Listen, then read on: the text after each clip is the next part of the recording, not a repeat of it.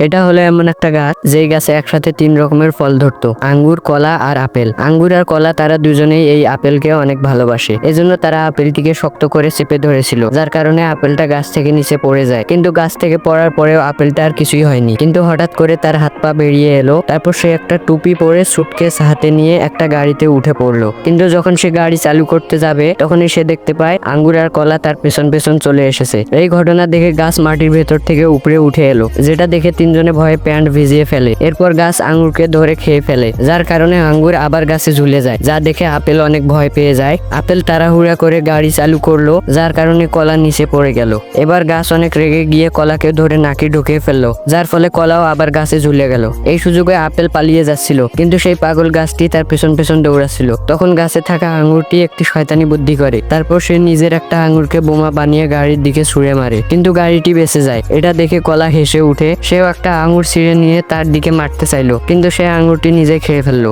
Apple মনে করেছিল গাছটি এবার আমাকে ধরে ফেলবে, তাই সে গাড়িটা অন্যদিকে ঘুরিয়ে দেয়, যার কারণে সে গাছের কাছ থেকে পালিয়ে যেতে পারে। সে পালাতে পালাতে একটা বাড়ি দেখতে পায়। সে কোনো চিন্তা ভাবনা ছাড়াই দরজা খুলে ভেতরে ঢুকে পড়ে। তারপর গাছটি বুঝে গেল যে আমি সহজে ভেতরে ঢুকতে পারবো না, তাই জন্য সে একটা টুপি পরে লাফ মেরে ঘরটিতে ঢুকতে যায়। কিন্তু তার শরীর এত মোটা ছিল যে দরজায় আটকে যায়। কিন্তু বাড়ি হওয়ার ফলে আঙ্গুর আর কলা দুজনে বাইরে বেরিয়ে এলো, যা দেখে আপেল অনেক খুশি হয়ে যায়। কিন্তু সে ভুলবশত একটা ওভেনের ভেতরে ঢুকে যায়। ভেতরে সে আগুন দেখে অনেক ভয় পেয়ে যায়, কিন্তু তখন সে আঙ্গুর আর কলাকে দেখতে পায়। তখন তাদেরকে বলে দরজা খোলো। তারা সঙ্গে সঙ্গে দরজা খুলে দিল, কিন্তু আপেল যখন বাইরে বেরোতে যাচ্ছিল দরজা আবার নিজে থেকে বন্ধ হয়ে যায়, যার ফলে আঙ্গুর আর কলাও সেই ওভেনের ভেতরে আটকে যায়। আসলে এরা সবাই পাগল ছিল।